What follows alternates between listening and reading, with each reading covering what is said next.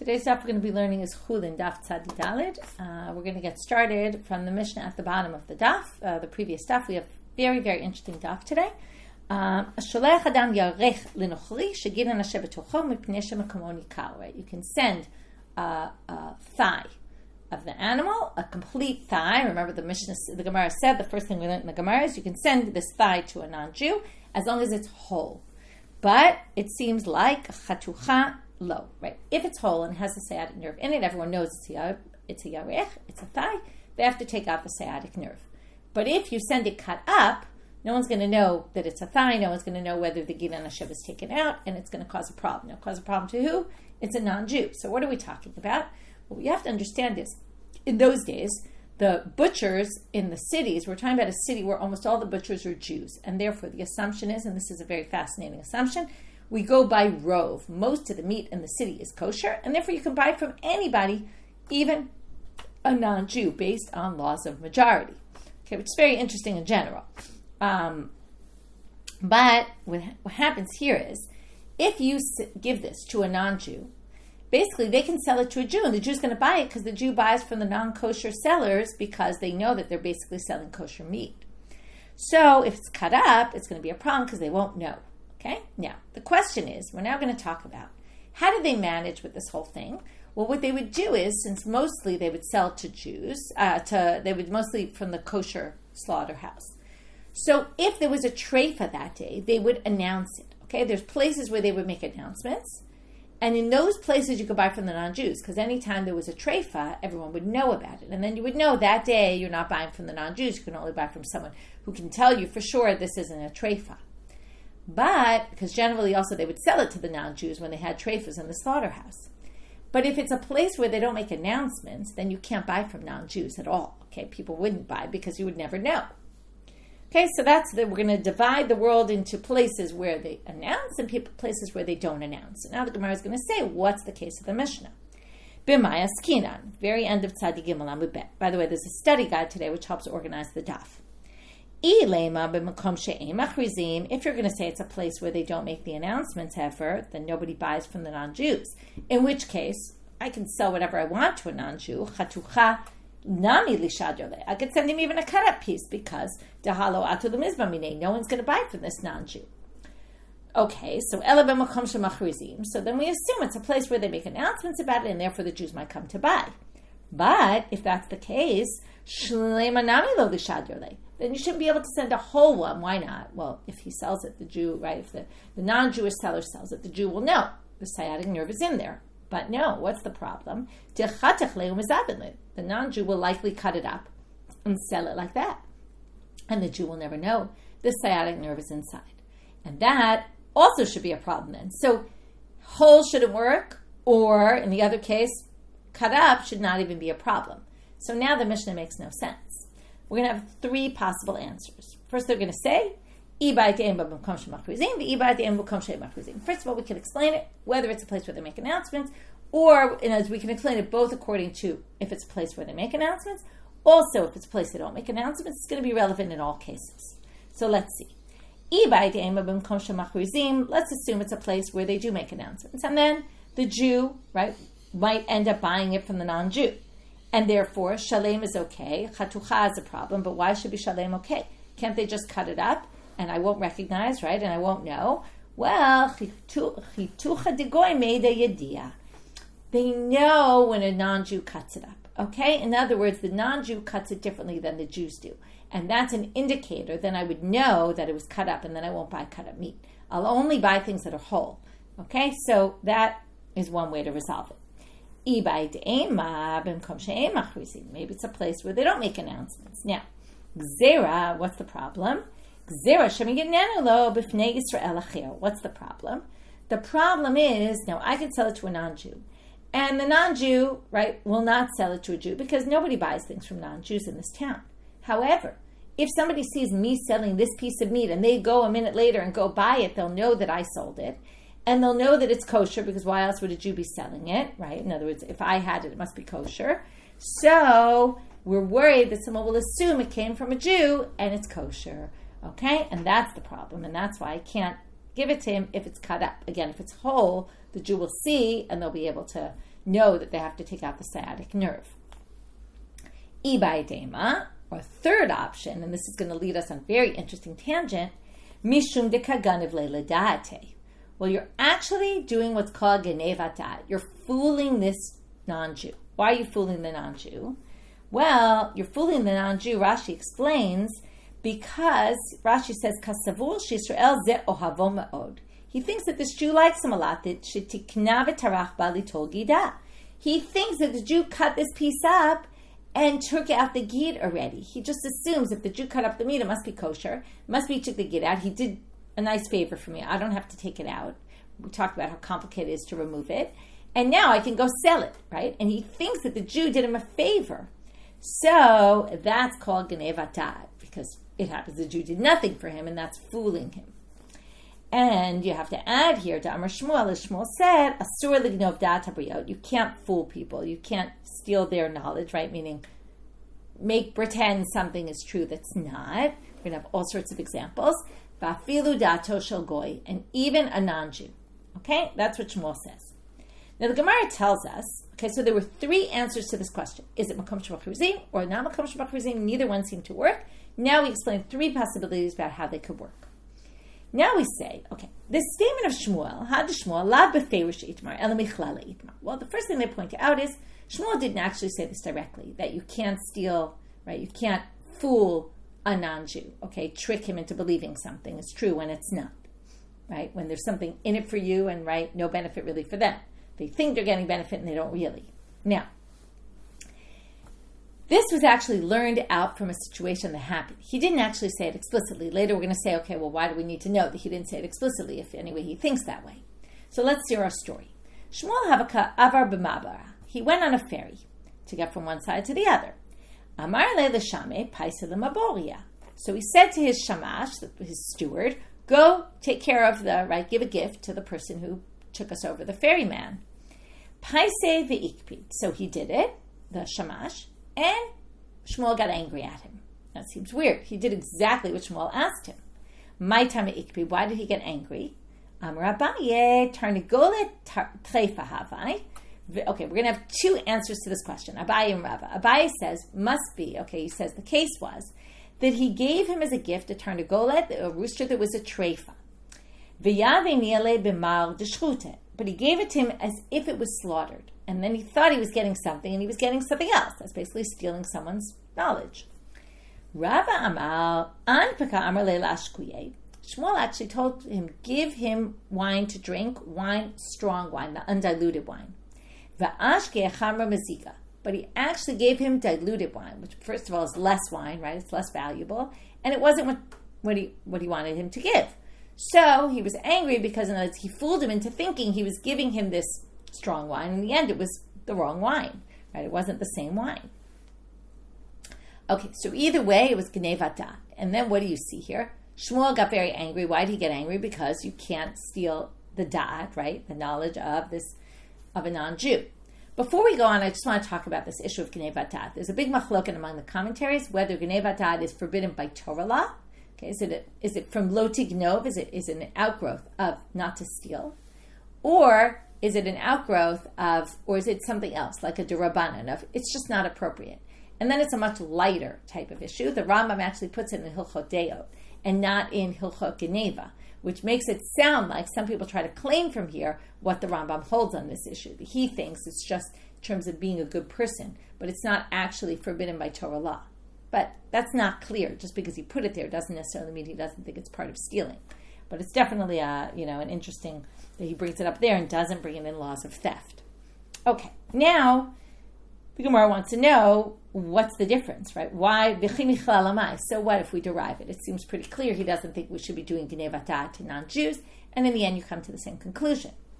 So they say, well, we're going to go back to the two answers, and we're going to say that each of these two explanations of what he did could be explained differently and might not be an issue of genevat da'at. It was a completely different issue, had nothing to do with the non-Jew, really. So, Laman Damar Treifa Havai, Amarle, Amai Tashe Isura. When he found out that the steward gave him a treifa, he said, why did you leave a treifa in my house? What was that treifa doing in my house? Someone could have eaten it. What Why don't you get rid of it immediately? Like, how do you just pull a trefa out of my house? What was it doing there? Number 2, Lamanda Amar Ampika, if you say it was the wine, the wrong wine, well, Amar Le Lashkuye, Ampika Chayam Ashma. In other words, he said, it was more that Shmuel was upset. I told you to bring him this kind of wine, and you brought him a different kind of wine. It was just more that Shmuel was angry that he didn't do exactly as he asked him. Okay, and that's possibility number 2, right? That was according to Rava's explanation as to why this doesn't have anything to do with Gnevat Da'at. Okay, I'm just checking one thing. Yeah, okay, that's it. So, now we're going to move on. Tanya, we're not really moving on, because in this third answer, we got into this issue of Gnevat Da'at, and now we're going to go in depth into this topic. And we're going to see a braita with all sorts of issues, and you can try to think on your own does each case add that the other one doesn't have. Tanya, Haya Rabbi Meir Omer, Al yisarhev adam lechavero lis'od etzlo v'yodea bo she'eno so'ed. Don't invite someone to eat at your house when you know they're not going to say yes. Okay, I'll give you a very easy example. You find out that your friend's away for Shabbat, and you say, oh, great week to invite them. I don't really want to have them, but I'll get brownie points for the fact that I invited them, knowing full well that there's no way they're going to come because they have some family simcha somewhere else. So you invite them for Shabbat very naively, saying, oh, yeah, would you like to come for Shabbat? And you say no, and then you get points because you invited them and they're not coming. Second, halacha. Don't give gifts to someone if you know they're not going to accept them. Because again, you're just trying to make yourself look good as if you're doing something nice when you know, and they don't know that you know, that they're not going to accept your gifts. Right? This, by the way, is a good example. Like, I'll give you a good example of this. When you go to a restaurant and you go with someone and you know they're going to pay and they're going to insist on paying and there's no way they're going to let you pay. And instead you say, oh, can I pay? And you don't really mean it because you know that there's no way they're going to accept and let you pay. So if you do that, right, you're basically making it look like, and it always feels disingenuous when you do that. It's actually a tricky situation because you don't want to not offer to pay. On the other hand, you know that there's no way they're going to let you pay. So it's a bit tricky there. Okay, we're going to end our daf with a bit of a tricky situation. Okay. Lo yiftach lo chaviyot hamechurot lechenvani elen ken hodio. This is, don't open a barrel that you already sold the rest of the barrel to a chenvani. Now, when you open a barrel of wine, remember, barrels are big. Now, it already is going to make the wine start going bad. So if somebody comes and you open a brand new barrel, it looks like you're opening it out of respect for them, and you don't care that you're losing the rest of the wine. It's going to start going bad quickly, when they know you're not going to get rid of all that wine so quickly. When you actually have a plan of how to get rid of the wine. So it's not really, right? I'll give you an example. They have those gigantic wine bottles. So imagine someone comes to your house and you say, oh, just for your honor, I'm going to open this gigantic bottle of wine. Even if you don't say it, it's pretty obvious. If you take out that gigantic bottle of wine, you're doing it to honor them. Because, they're thinking, what is she going to do with the rest of that bottle, right? She's wasting it on me. She must want to do it out of respect for me. But when really you sold it to someone else and you sold the rest of it, and you have exactly what to do with it, and you're just using it to make yourself look good in the eyes of the person who's at your house right now. So that's a case of Gnevat Da'at that we're talking about here. So you can't, again, I'm going to read the words. You can't open a barrel that's already sold to a chenvani, to a storekeeper, elain ken hodio. Now, if you tell the person, if you take out that huge bottle of wine and say, listen, I'm going to open this, it's going to be fun. We're going to drink from it, but, don't worry, I sold the rest of it to somebody else. Then you're being honest, and it's fine. Don't say, oh, go anoint yourself with oil when you know the person is not going to do it, and you offer them this jar of oil, and there's actually nothing in it. Okay, so you're just making it look like you're giving them something when you know they're not going to notice that there's no oil because they're not going to even open it. Now, if you're doing it out of respect for the person, okay, like let's say there's, Rashi says, if I want to show respect for this person, like let's say there's a lot of people in my house and I want to say, here, I'm giving you some oil to use. And I give it to them in front of everybody else, that's showing that I care about that person and it's showing I treat them with respect. That actually, there's gain for the person even though there's nothing in the jar. Okay, so that case is allowed. To which the Gemara now asks a question on the case with the barrels. And they say with the wine, is this really true? Ula came to Rav Yehuda's house. Patach lo, and Rav Yehuda opened him chaviyot hamechurot lechenvani. And he opened the barrels that were sold already to the chenvani. So how do you do that? So we're going to have two possible examples that they don't say, did he tell him or not tell him? So the first answer is, Oduya Ode. He told him that he sold the rest, so it was okay. Or, Ibayit Ema, you could say, Shani Ula de Chaviv le Rabbi Yehuda de Belav Hachinami Pituach Mepatach le. Rabbi Yehuda loved Ula so much and respected him that he would have done it anyway, even if he hadn't sold it. And therefore there's no Geneva Dad here, because he would have opened it just for him. Okay, Tanu Rabbanan, more cases. Lo yelech adam lebeita avel, don't go to a mourner's house. Ubiado lagin hamit kashkesh, don't bring a flask of wine or a bottle of wine that makes noise, meaning it's mostly empty. And lo yimalenu mayim, don't fill it up with water just to kind of make it look full. Mipnei shemateu, again, you're deceiving them. You're like bringing this gift to the house of the avel, bringing them something to put out, and it's really not. It's not what it looks like. But just like before, im yesham chever ir, if there's a lot of people there, mutar, because it looks like, oh look, you brought wine to this mourner, it must be you respect them, and then that ends up being respectable for, right? The mourner gains something from it. Tanu Rabbanan, another braita. Lo yim kor adam lechavero sandal shel meta bichlal shel chaya shkuta. You can't sell someone a sandal that's made from leather from an animal that died, making it appear as if it's from an animal that was slaughtered. Now, the assumption here is that the animal that was slaughtered, the value of the value of the hide is better, the quality is better.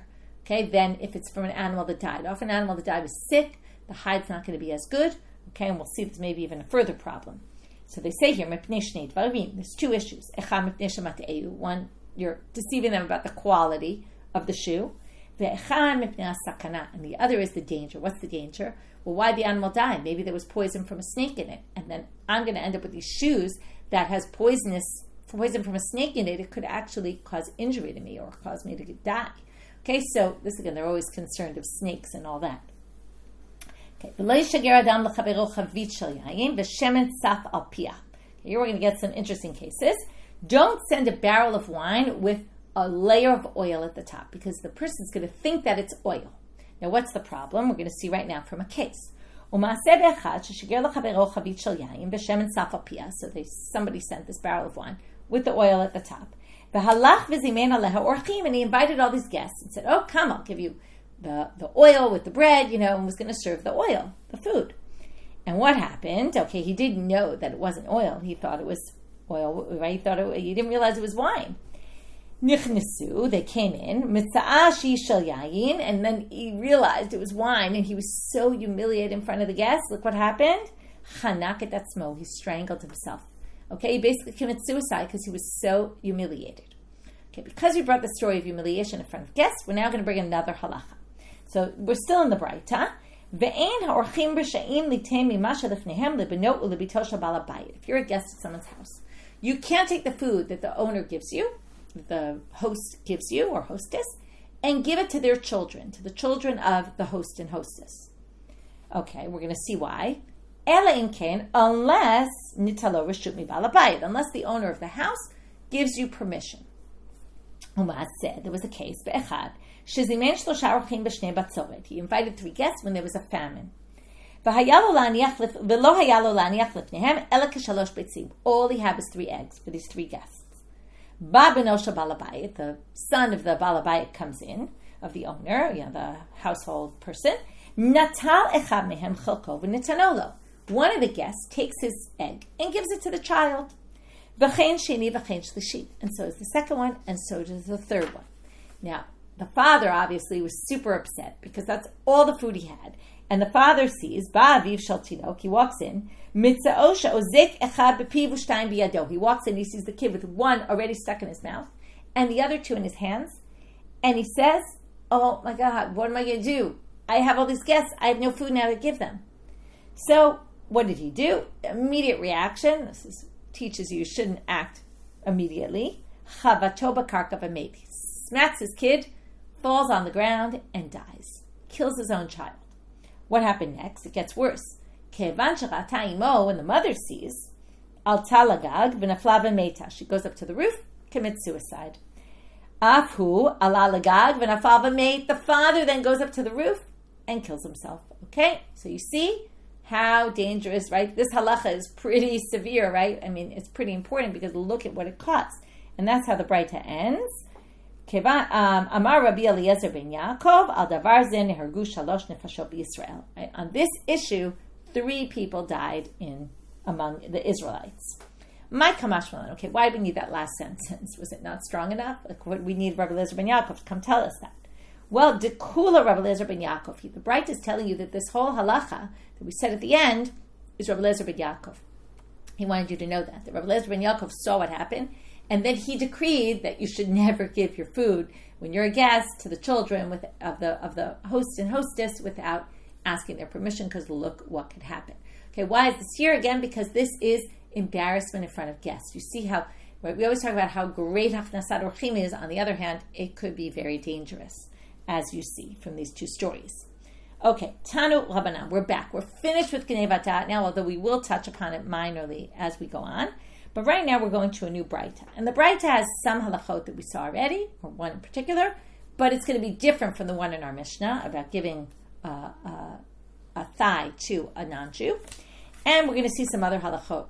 Okay, so starting with, Hasholech yarech lechavero. What if you send a thigh to a friend, a fellow Jew?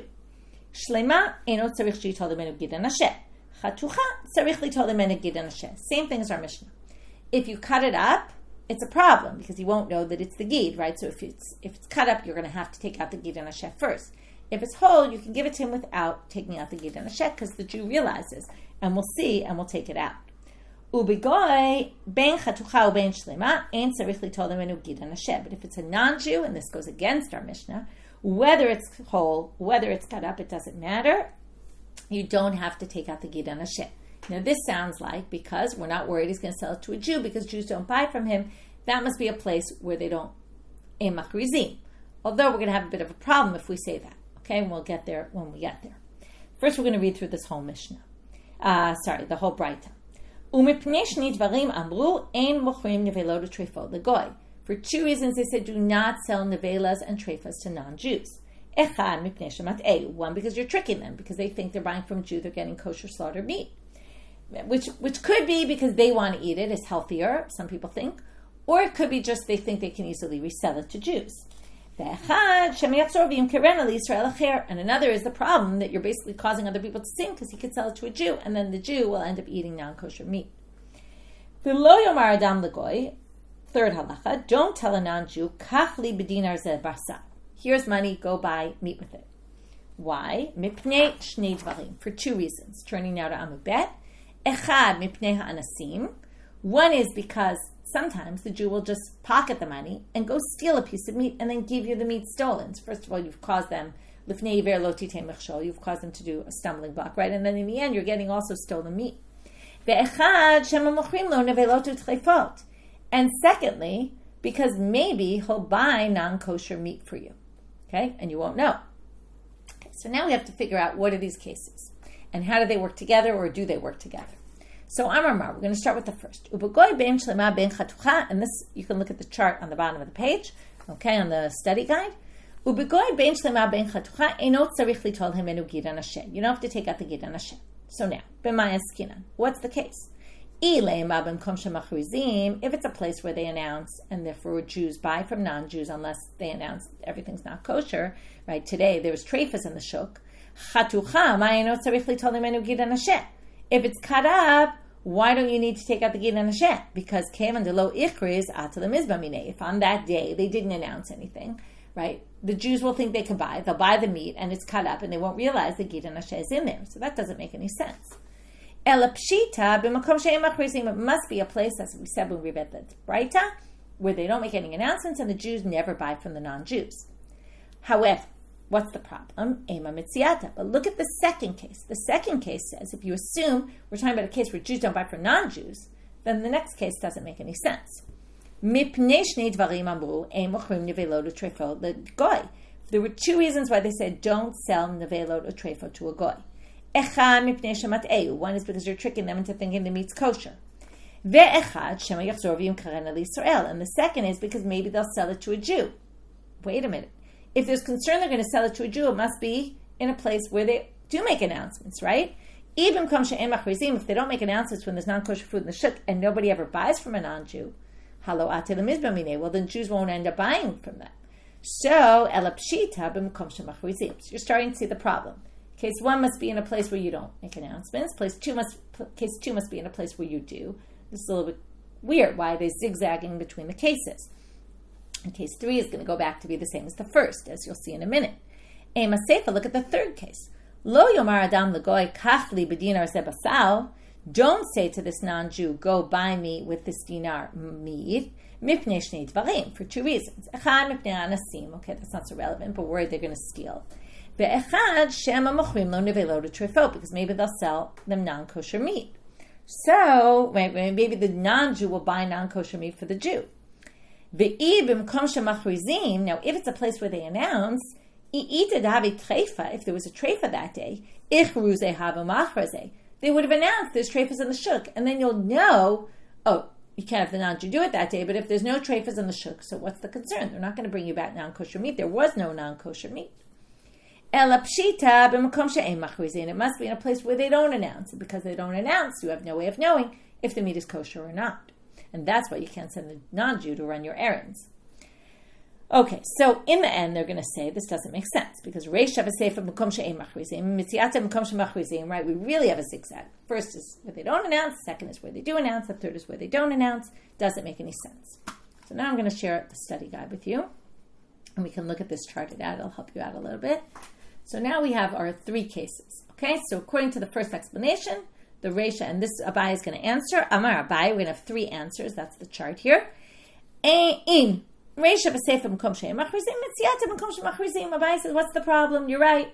Okay, the Reisha's ein machrizim, the middle is machrizim, and the Seifa is ein machrizim. Okay, so first case, we're not worried anyone's going to buy anything from a non-Jew, and that's why you can sell them any gid and a sheh. Last case, don't ask him to buy your meat because maybe he'll buy you non-kosher meat, right? Because you'll have no way to know because they don't make announcements here. And the middle case, where we are worried that maybe he'll sell it to some Jew, there it's because it's a place where they make announcements. And now the issue is what you have to answer in this case, and we're going to get there soon also, but it says don't sell nevelo to treifa to a non-Jew because he might sell it to a Jew. Well, you would have to say it's a place where they make announcements, but they, for some reason, didn't make the announcement that day. Okay? And that's what we're concerned about. But anyway, we zigzag back and forth. Rava and Rav Ashi are each going to have different answers, and they're each going to answer it differently. Rava is going to say it's all in a place where they make announcements, and Rav Ashi is going to say it's all in a place where they don't make announcements. So let's see. Rava Amar Kula b'makom shemachrizim. Reisha v'Seifa sheichrizu. Okay, so now what is it? Well, we're not worried about buying from a non-Jew in the Reisha or in the Seifa, right? That's the whole. We're worried that in the first case, we're not worried that anyone's going to buy this gid and a sheh because they don't buy from Jews. So what's the reason? Because it's a place where they announce, and on that day they announced that there's treifas in the shul. So no Jews are buying from non-Jews that day.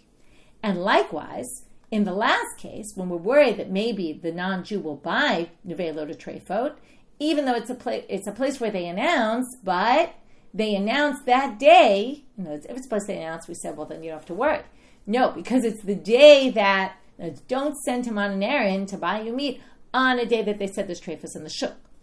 And then the mitziata shelo chrizu, which was how we understood in the first place, right? We're worried, right? We can't sell nevelo to treifot to a non-Jew because maybe on that day, right, again, it's a place where they announce, but that day they didn't announce. Okay, that's what they say. Shelo echrizu, they didn't announce that day by accident. And then we're worried, don't sell your novelas on that day because no one will know. And then they'll buy. Rav Ashi Amar, Kula M'kom she'ein machrizin. And now, the Reish and the Seifa, that fits perfectly. We already explained them in the first place, M'kom she'ein machrizin. So all we have to explain is the middle case. And what's the problem? Well, it's exactly what it says, which is this is a gzera shema yimkerena b'fnei Yisrael. The whole thing is maybe if the Jew sees me selling to the non-Jew, they'll think, oh, it's kosher. So this is just a separate gzera. It doesn't have to do with machrizim, lo machrizim, or whether people buy meat from non-Jews or not. They might generally not buy, but since they saw me selling it, they'll think that it's kosher, and they'll think they can buy it. And with that, we have 3 different explanations about how to understand this braita. And does it zigzag back, or is it really all the same case with, explanations for the ones that don't fit in and how they fit in? Okay, now we finish up with 2 things. Number 1, well, really it's one thing that's going to lead to another story. which we'll end with. Hechi machrizinan. Okay, how exactly do you announce this in the shuk? What, you make a big announcement in the shuk? Okay, there's treifas in the shuk. Don't buy from the non-Jews, right? That won't make good relations with the non-Jews. So Amar of Yitzchak bar Yosef, nafal bisra lebnei chela. You say meat fell to the. You could translate this literally to the soldiers. Okay, it's some term that's basically saying meat fell to them, meaning non-kosher meat fell to these non-Jews. Okay, that's basically what you're saying. You say it like in code words. So now they say, why not, right? Maybe someone won't get the hint. Maybe you should just be explicit about it. A treifa, there's a treifa in the b'nei chela. So, lo zavne. So what will happen, right? No one will buy the meat from the Jews because they'll say, oh, well, if the Jews aren't going to buy today, if the non-Jews get wind of what's going on, they won't buy, what's the issue? We want to get rid of our treifas. We want to sell them to the non-Jews in the hopes, they'll sell them to other non-Jews. But they'll say, oh, the demand is going to go all the way down today because there's treifas in the shuk. I'm not going to buy from the Jews their treifas. Okay, so that's the problem. So now they say, v'hakamatele lehu. But then you're tricking them. You're making them believe that your meat's kosher, and then later they're going to go to sell it, and the Jews won't buy it from them. That's complete tricking them, going back to Gnei Vatad. Okay, so why is this okay when we had a whole discussion today about Gnei Vatad and how problematic it is? To which they answer, Inhu dekamatu nafshayu. They're causing it themselves. Okay, what does this mean? Now, this is very interesting because this is a flip side of Gnei Vatad. It's like saying, if they don't ask, you don't have to give more information. Did they ask you, is your meat kosher? No. They ask you if your meat's kosher, don't lie to them. But you don't have to tell them. You don't have to give them more information than they ask for. It's their fault for not asking. Okay, now we're going to see a story. And they're going to highlight this issue with the story. This has nothing to do with non-Jews, the story. The story has to do with 3 Jews. Kiha de Mar Zutra berei Rav Nachman have a ka'azal misichra lebei mechosa. So we start off with Mar Zutra. He's about to go from Sichra to Bei Mechosa. Okay, Bei Mechosa, if you remember, was as far. No, that's actually a different place. He's going to Bei Mechosa. Okay, whatever, forget that.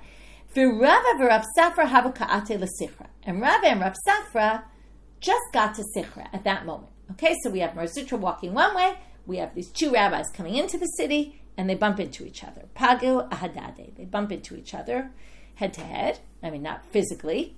Hu savar la'apehu deka'atu. Now, Mar Zutra sees these 2 rabbis coming to him, and what do they think?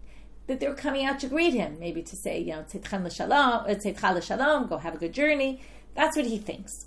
So Amar lehu, he says to them, Lama lehu l'Rabbanan, d'tarach v'ate kulei. Why did you have to make such a bother to come from far to see me off? Wow, why am I deserving of this? So, okay, Rav Safra and Rava obviously didn't do that. So they have 2 possibilities. They can either just say, oh yeah, we did, right? And just smile. Or they could tell the truth. We didn't really come here. But by telling the truth, it's going to be a little embarrassing. So you're kind of stuck between a rock and a hard place. So Amalei Rav Safra, Anan lo hava yadina deka'ate mar. So Rav Safra goes on the honest approach. But he kind of tries to make it a little better because he says the following. Listen, I didn't know that you were coming. But I have a yadina, and we didn't know. But I have a yadina, and if we had known, tfei have a tarchina, we would have even made more of a fuss. Okay, we would have come from we would have done something else. But what he's basically saying is, I would have, but honest truth is, we didn't. Okay, Amalei Rava. Now Rava says to Rav Safra after Rav Safra reacts that way, my tam amar lehachi dachlish teledate. It was really embarrassing for him, right? It's like from my mouth, right? Why did I say anything? How embarrassing for Mar Zutra. He said, why did you do that? You made him feel bad. So Amar le, v'hakamatina le, what you're thinking, I'm fooling him, right? Ihu hu dekamate nafshe. It was his fault. In other words, I didn't do anything wrong. I'm just being honest here. He didn't ask, oh, did you come to greet me? Right? He could have asked that. He didn't ask that. He just right away made an assumption. That wasn't something that, just like the non-Jew, made an assumption that I'm selling a kosher meat. But who told him to make that assumption? No reason to assume that. In fact, if I'm selling to a non-Jew, more likely I'm selling him my treif meat. So it's his fault. It's he who caused the confusion himself. So from this story, you see, right, you could totally imagine yourself in that scenario, right? You just feel like, what am I supposed to do? Be honest, not be honest, right? It'll embarrass someone. On the other hand, I'll be lying otherwise. So anyway, in this case, we basically highlight this issue of that sometimes it's not really Gnei Vatad if the person didn't really, right? They put themselves in that situation. It's not your fault anymore. Okay. This brings us back to review our daf. We started with this idea of sending the Gid Anasheh only if it's whole, not right, giving it to a non-Jew, not if it's cut. And then we tried to figure out what's the case. Machrizim, lo machrizim, and then we gave 3 possible ways. The third one was Gnei Vatad. From there we got into a whole tangent. But all sorts of cases where it's going to be considered Gnei Vatad. And then we moved on to a Braita that said something similar to the Mishnah, but actually different from the Mishnah. And then we had to just say, we're talking about different scenarios. And this case, right, we're going to say was a case where there's no concern of buying from a Jew, and that's from the non-Jew because ein machrizin, and that's why it's both. You can give him cut up or a whole yerech with the Gid Anasheh inside. From there, we said, but then the Braita doesn't make much sense because it zigzags between not machrizim, yes machrizim, not machrizim. We had 3 different ways to read that Braita and what's going on there, and then we've gone into what are the words you use, and then they said, isn't that deceiving? I said, no, it's not really because they didn't ask, and if they should have asked. And with that, we got into the story. And with that, we finished for today. Wishing everyone a good day.